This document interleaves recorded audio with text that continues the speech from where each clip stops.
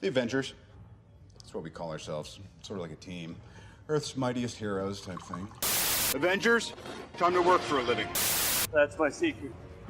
I'm always angry.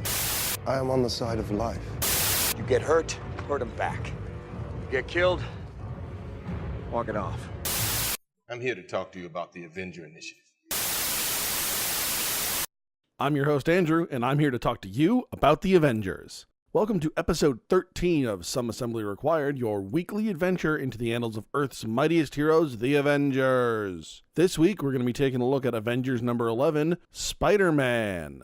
This issue is written by Stan Lee, pencils by Don Heck, inks by Schick Stone, and letters by Sam Rosen, and it comes out in December of 1964. So getting us started, I like this cover. It's nice, it's simple, we've got the Avengers, we've got Spider-Man, the colors are nice, there's not a whole lot to it. I'm actually a big fan of the fact that there isn't 1,000 words on the cover. I'm okay with some text, some dialogue on the cover, but some of the covers we've gotten are just really, really word heavy, and it kind of detracts, I think, from the art and the eye appeal of the cover. This is also our second issue in a row where we get what is effectively a second cover on the first page. This bugs me in particular because as the book has gone along, we've lowered page count just a little bit. We were pushing in the 23 to 24 range in the first couple of issues, and now we are very consistently hitting at 20 pages. So the downside of that is if you're using that first page as effectively a second cover, you're now losing a page of story. And previously I've complained that Don Heck feels like he's trying to rush the story to completion. This doesn't help that in any way, shape, or form. If you take a page away and you're having problems finishing the story in time, the logical answer would be give the page back. So our issue actually opens with Ant-Man working on an experiment, and in the middle of it, he receives a call from the Avengers that there's a meeting he needs to attend. Ant-Man pleads to get a little bit of extra time so he can finish his experiment. Thor turns him down, and the experiment goes bad because Ant-Man wasn't able to monitor it. At this point, Ant-Man starts to wonder whether or not he should have become an Avenger in the first place. And this is the point, I think, at which we see the team start to fracture a little bit. We had Iron Man doubting a few months ago, but he came back and joined the team, no problems, and really made up for it in that issue. Now we have Giant Man starting to doubt, and in only a few issues, the team's going to undergo its first major change, and all of the founding members, except for Captain America, are going to leave. Actually, all of the founding members are going to leave because Cap isn't actually a founding member. I think we're starting to set the stage for that right here. And actually, the reason the Avengers are having the meeting also kind of lends to that, in that Iron Man is missing. So we get an editor's note telling us to see Tales of Suspense 61. And if you go take a look at Tales of Suspense 61, you see that Tony Stark has apparently been murdered and that Iron Man is basically running Stark's everything. Now, obviously, readers know that Iron Man is in fact Tony Stark, and what happened was that several issues before that, Iron Man fought the Black Knight, and he needed extra power. Similar to like a drug addiction, Tony's heart got used to the extra power, and so now he needs the extra power to keep himself alive, and so he can't leave his Iron Man suit. He's afraid to. He's concerned that if he does, he'll die. And basically, Stark works himself into a situation where it looks like Tony Stark has been killed and Iron Man is off trying to find the killer, or in some cases actually thought to be the killer. So the reality is that Tony Stark is Iron Man. Both Iron Man and Tony Stark are just fine. But because none of the other Avengers know this, or anyone else for that matter,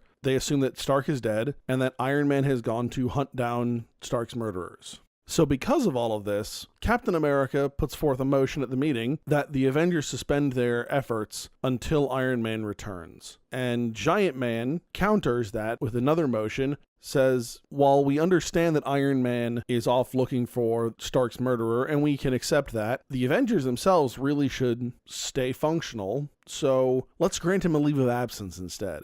Cap readily agrees, and they move forward. Now, a couple of other things happen during this meeting. I say Cap readily agrees. However, before that happens, Rick Jones attempts to second Giant Man's motion, and Cap slaps him down pretty hard, saying he's out of order because he has no voting privileges because he's not an Avenger. While Cap is technically correct, and according to Futurama, that is the best kind of correct, my contention is if Rick doesn't have voting rights, why is he there in the first place? And again, this goes back to what we talked about a couple episodes ago. Stop stringing the kid along. Let him be an Avenger or not. Don't make him sit on the sideline. The other issue is that because Giant Man is kind of peeved at Thor at the moment, Giant Man makes a particularly snarky comment. While it's not out of character, it's really certainly out of line. It's interesting, Giant Man is both ultra snarky and very rational at the same time, within the course of 3 panels. And I think that's a nice look into Hank Pym's character, because he does have that kind of duality going where he's got these anger problems and he's got this impulsive, sarcastic, snarky attitude, but he's also super scientist Hank Pym. It's a nice way for us to see that without digging too deep into the weeds of his character. It's just kind of built into the existing story. Their meeting concluded. The Avengers once again part ways. However, they do so under observation. Our wonderful villain, Kang the Conqueror, is back. And oh, do I love Kang. So Kang is now watching the Avengers from the year 3000. So he's actually watching them from the future. And Kang has been watching them for a little while now, at least since their last encounter. So he's seen the fight with Wonder Man and how things did not go well for the Masters of Evil. So Kang decides to execute a similar plan, but instead of finding someone who may or may not change their mind, like Wonder Man did, Kang, because he has the year 3000 technology, is going to build someone who is completely subservient to his will. So on this page, I really love a panel of Kang where it's mostly Kang's head. It's a talking head panel. It's a great talking head. Like, if you're going to do a talking head panel, this is what a talking head panel should look like. So Kang decides that not only should he build his own robot, he should model that robot on someone from the Avengers' own time. And he has a number of heroes and villains he can choose from. And at one point he says, well, I could do all of the villains that are around. And he says, well, no, that's probably not a good idea because they're likely just to get in each other's way and fight amongst one another. And then Kang decides, no, instead of having multiple people, I'm just going to do one. And I know the perfect one, Spider-Man. And, it's an interesting choice. I can follow Kang's thought process through all of this. I don't necessarily agree with everything Kang's thinking, but I can at least follow it. I also appreciate the fact that Kang is making a very concerted effort to learn from past mistakes. And this is actually the second time we're seeing a villain or villain team do this, in that the Masters of Evil did this last issue. Remember, they were talking about how they should have a powerful ally, and Enchantress reminds Zemo that, no, we did that last time with Wonder Man and it didn't work out very well. So they changed tactics. It gives the villains a little less of a one-dimensional supervillain kind of characterization when you can see that they learn from their mistakes and that they at least attempt not to do the same thing more than once. I mean, certain villains they're always going to have certain tropes, like Kang. Kang is a time traveler, and Kang will always be surrounded by time traveling tropes. Magneto, there's always going to be, magnetism and metal things involved. Like, that's his thing. But that's not all there is to these villains, and I really appreciate that. So once Kang decides on Spider-Man, we get a great page of Kang building this Spider-Man robot, and the dialogue is so great. It's filled with this Star Trek-esque techno-babble that makes no sense, but it's so much fun to read. He talks about his isonuclear duplicator and proto-images. It's just absolutely garbage, but it's beautiful garbage. So Kang completes his Spider-Man robot and sends him into the past, where he waits for Captain America to come by and fall into a trap that Kang set, where a bunch of thugs come after Cap, and then Spider-Man shows up to rescue Cap. It's a classic. Now, I'd like to point out that one of these thugs looks an awful lot like Sandman. He's kind of a big brawler dude, and he's wearing the same green striped shirt and brown pants as Sandman. I don't think that was intentional. I think it just kind of happened, but I think it's also a really interesting coincidence. After Spider-Man has saved Captain America, Spider-Man, and for now I'm going to refer to the robot Spider-Man as Spider-Man. It's just easier to do it that way. So Spider-Man tells Cap that, hey, I want to join the Avengers. And thankfully, our villains are not the only ones who are learning something, because Cap says, well, that's great, but not just anyone can be an Avenger, and I need the whole group to vote on this. So Captain America takes Spider-Man to the next Avengers meeting, and both Thor and Wasp share in Cap's skepticism. I'm so happy that after instantly accepting Wonder Man, that the Avengers have now learned some degree of skepticism, because it didn't work out well for them in the end with Wonder Man, and they were so willing to embrace him and bring him on board as a new Avenger. And now you think, well, I mean, Wonder Man was unknown, but Spider-Man, I mean, it's Spider-Man. Yeah, Spider-Man's a good guy. But you got to keep in mind that Spider-Man at this point is really a loner, doesn't interact with much of the Marvel Universe, and so they don't really know him.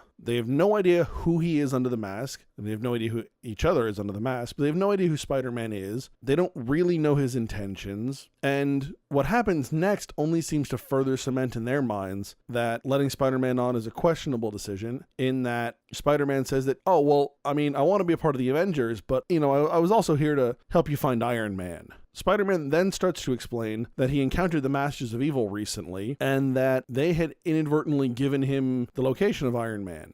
Now, this just pisses off the Avengers to no end, because the way Spider-Man sells this is it's been a few weeks. So to them, he's known where their compatriot is for a couple of weeks, and didn't bother to tell them until now. Thor in particular is just livid. And it's kind of cool because I mentioned this before. Normally, Giant Man is kind of the impulsive, ill-tempered one. And we know Thor has that in him, but so far we haven't seen it nearly as much. We've seen him kind of get in a rage when he's fighting someone. But at that point, you get the blood pumping and everything. That's a little bit different. We've never seen Thor snap to rage quite like this. And it's kind of cool to see that. Admittedly, this is also of a somewhat higher magnitude than we see in a fight. Usually Thor in a fight is kind of a taunting, energizing, motivating kind of getting fired up. Whereas he's straight up raging, and he's actually got to get held back by Giant Man. Again, little bits and pieces here, but I like the fact that we're getting the additional characterization in this book. Since he reveals that he knows where Iron Man is, the Avengers demand that Spider-Man tell them. He does, of course. And the Avengers rush off to go find Iron Man and save him from what they think is the Masters of Evil. And at this point, the Avengers, following their standard operating procedure, make their way to this ancient Aztec temple in Mexico individually, or in small groups. And this has got to be one of the dumbest SOPs ever, because on more than one occasion, this has caused problems for the Avengers. Every time they show up piecemeal, they are almost defeated. They start getting beaten down pretty good. In a lot of those cases, if they'd only shown up in force, it wouldn't have been a contest. It happened with Wonder Man. It happened to an extent with the Lava Men. The Avengers fighting piecemeal, I mean, there's a reason you have a team. If you guys weren't going to fight together, why'd you form a team? So Ant-Man and Wasp are the first ones to make it to this Aztec temple, and as they make their way through the temple, they are eventually ambushed by Spider-Man, because of course, I keep saying this is Spider-Man, this is actually evil robot Spider-Man. And maybe I should have gone with that. That's actually got a much better ring to it. Evil robot Spider-Man!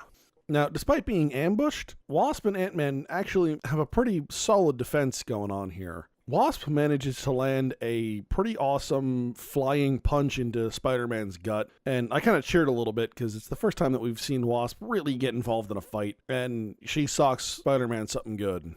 Now, something on the art here, Don Heck uses a very distinct method for showing Giant Man changing size, and I can't decide if I like it or not.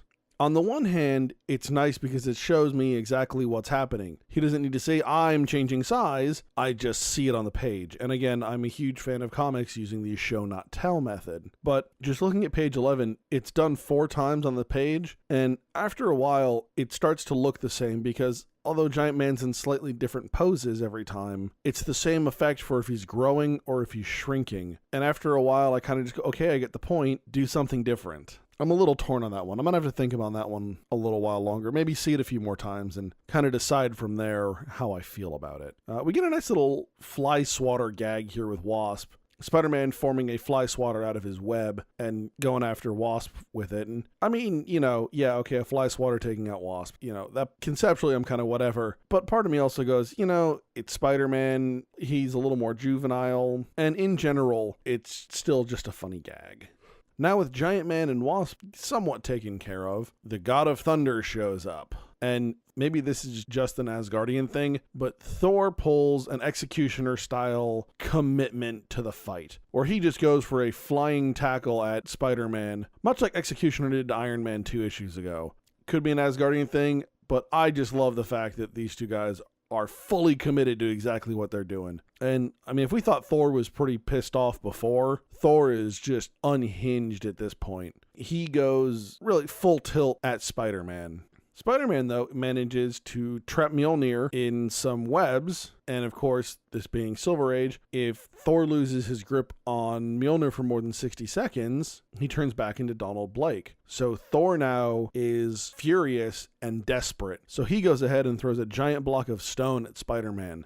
Now, I love this because it's comical. Spider-Man catches it in his web, and basically it rebounds back towards Thor. It's borderline silly. It's borderline Looney Tunes. But that's kind of one of the benefits of having Spider-Man in the issue, is that you can do these things, and it doesn't quite have that same uber silly feeling to it. Yeah, it's still kind of goofy, but that's just kind of how Spider-Man does things. He does these kinds of acrobatics and these kind of gimmicky gag kind of saves and attacks, and they work in part because he's a 15-year-old kid. Even though this is evil robot Spider-Man, it's still based on the real Spider-Man. Kang input all this information about how Spider-Man fights. So Kang's supercomputer is going to provide the robot with programming that is going to mimic said gimmicks. I really like the fact that you can get this kind of cartoony without being like Looney Tunes. But, as I mentioned before, Thor is completely enraged and smashes right through the block. And Spider-Man is waiting there, ready to web Thor. And this doesn't work very well until 60 seconds passes, and now, instead of Thor ripping through Spider-Man's webs, you have Donald Blake stuck in them.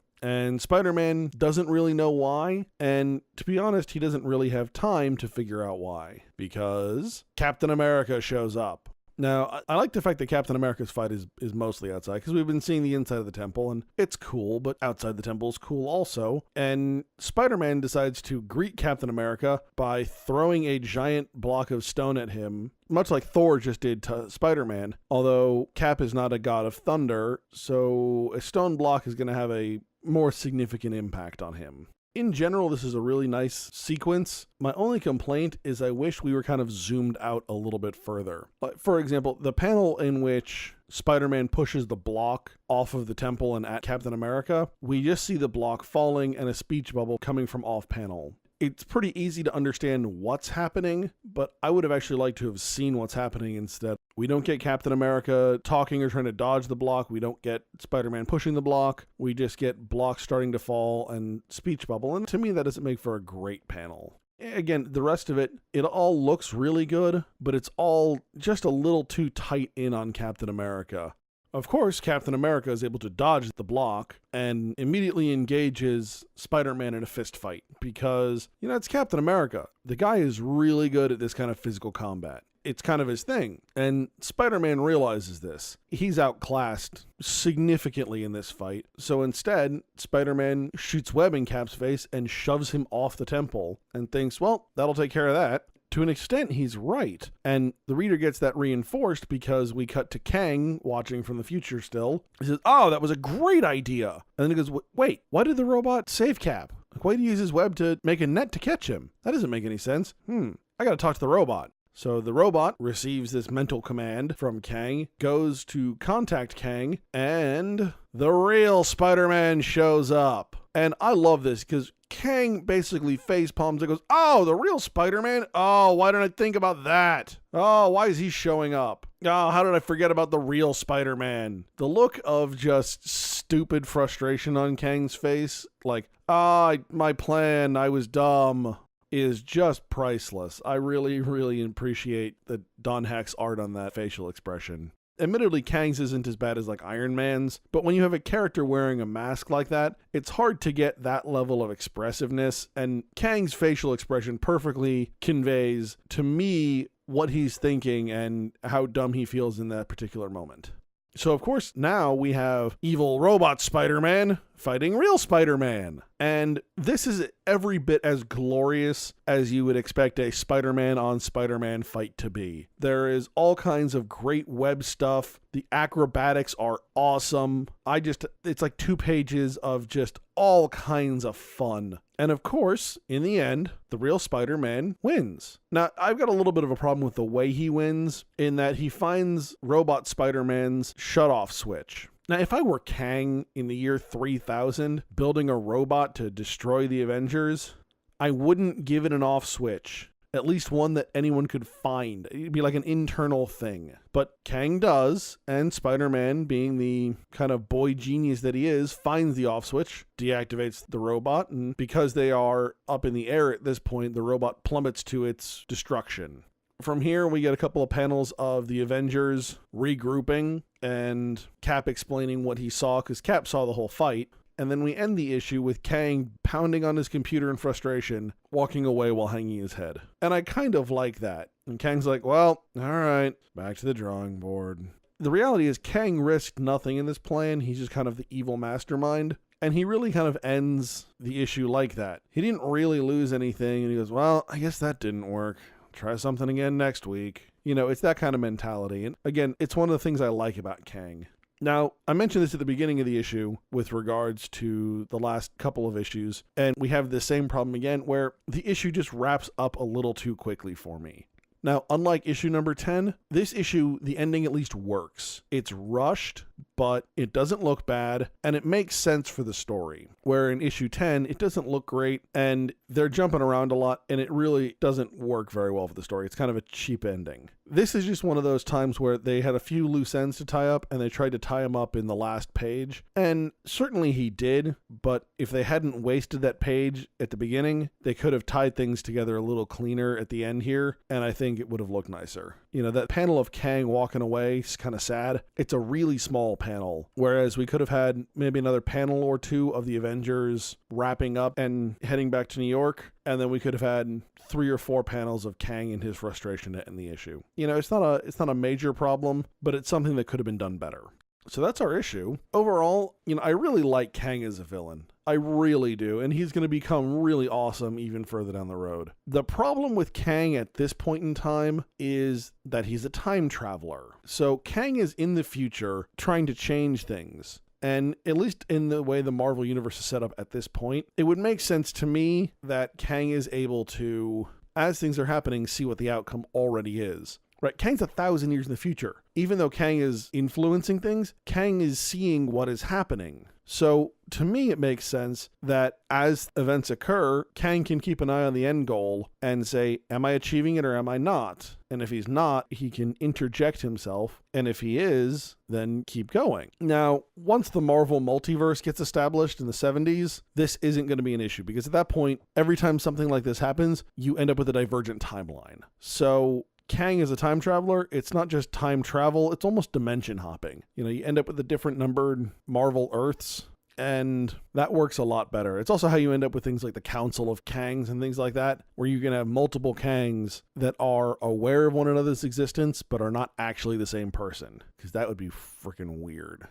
I think the bottom line here is that it requires the reader to have a fair amount of additional suspension of disbelief to make the stories really work and to really enjoy them. Personally, I'm willing to put that forth. I know not everyone is, though.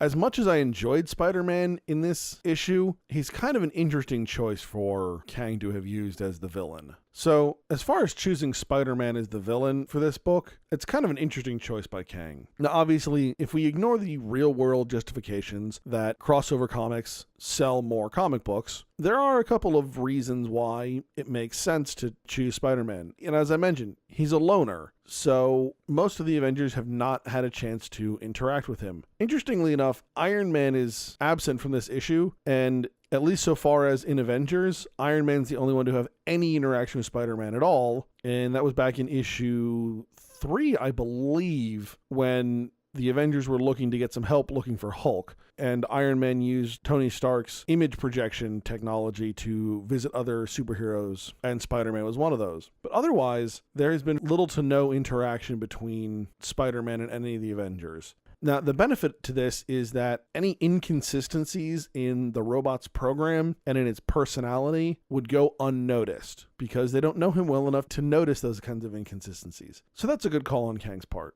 Secondly, Spider-Man really does have a fairly impressive power set when you look at it, and it's a really versatile one too. I mean, he's got strength, he's got the spider senses, he's got the webs. Like, Spider-Man has a lot going for him. Now, honestly, I don't think he could actually take, certainly not the Avengers as a team, and I think he'd have a difficult time taking most of the Avengers on one-on-one. Having a versatile power set is nice because you're very adaptable. It also means you don't necessarily counter any particular specific threat very well, but you can counter all threats reasonably well. Also, given the constraints Kang set on himself about wanting to have a single person, not wanting to have the villains, Spider-Man actually works very well as a choice for that. It's not a good reason to choose Spider-Man, but it at least plays into the story well. As far as the art is concerned, there are really only a couple of minor issues that I have pointed out. Otherwise, the art is really on point. I gotta say, Don Heck is putting out some really solid comics here. What I would like to see moving forward in the future is Don Heck getting better at wrapping up the story in a more controlled manner and not rushing himself so much.